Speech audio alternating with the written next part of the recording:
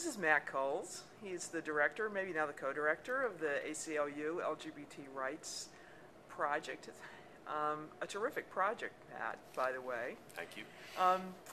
So what I wanted to ask you is, what's next for marriage rights for same-sex couples? I mean, just looking at the big picture, what do you think is coming next? What kinds of things? I think there's a significant chunk of states in which we're going to continue to make very significant progress. We're going to pick up marriage in more states. I think we're going to pick up marriage. I hope we're going to pick up marriage in New York and New Jersey in the relatively short term. I think there are probably about 10, 11 states where we can pick up either marriage or civil unions, I would say, in the next 3 to 5 years. At the same time, though, I think we face very significant political and legal challenges in what comes after that. Because we're going to have to begin going and getting recognition for same-sex couples in states that have passed constitutional amendments or that have very severe state, so-called defensive marriage acts.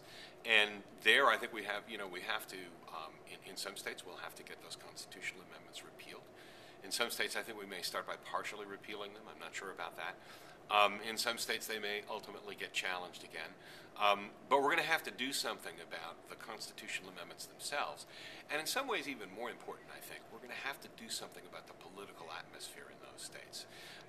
There's a whole chunk of this country in which we not only haven't begun to really have the public conversation about marriage for same-sex couples, we really haven't begun to have the public conversation about LGBT people. And I think we have to do that. We have to start looking at the parts of the country where we're not on the verge of getting marriage or close to it, where we haven't really started the public conversation, and start having the conversation about job discrimination, and start having the conversation about schools, and start having the conversation about parents, so that we can get to ultimately the conversation about, are we complete citizens or not? And I think that's what the marriage conversation in America has become. And how do you think that those conversations, especially in areas of the country that have not been receptive, how do you think that's going to play out now that we have an administration in Washington acting on the federal level and not doing every single thing the LGBT rights groups want, but certainly endorsing ENDA, for example, and moving forward in significant ways along a path of LGBT equality? How is that? I mean, for the past 8 years, it's just been trying to stop bad things from happening in Washington. How is that dynamic going to work in sort of political federalism terms, if you will?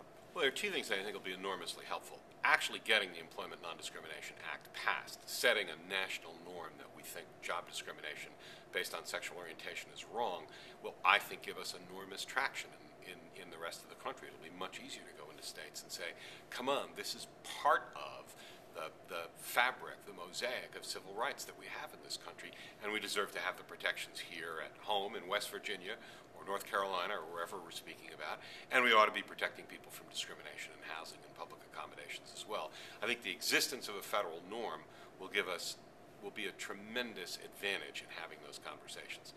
And I think the existence of a national administration that takes the rights of LGBT people seriously and provides moral leadership will help a lot. What people need to know, though, is that a national norm, a national law, and leadership from the president is not a substitute for a local conversation, that you still need to get the norms adopted locally. You need to get non-discrimination laws in localities and statewide in states where it hasn't happened, because you need to have a conversation about non-discrimination there. You need to begin to get the public knowing us, used to us, and you need to make it a local norm, that we don't believe in discrimination and tolerate it here, I think, to ultimately make the laws really effective. So the changes in Washington give us an enormous advantage. I think they give us a legitimacy and a credibility that we need to have, but you're still going to have to do the retail work in the states. Sounds good to me. Thanks, Matt. My pleasure.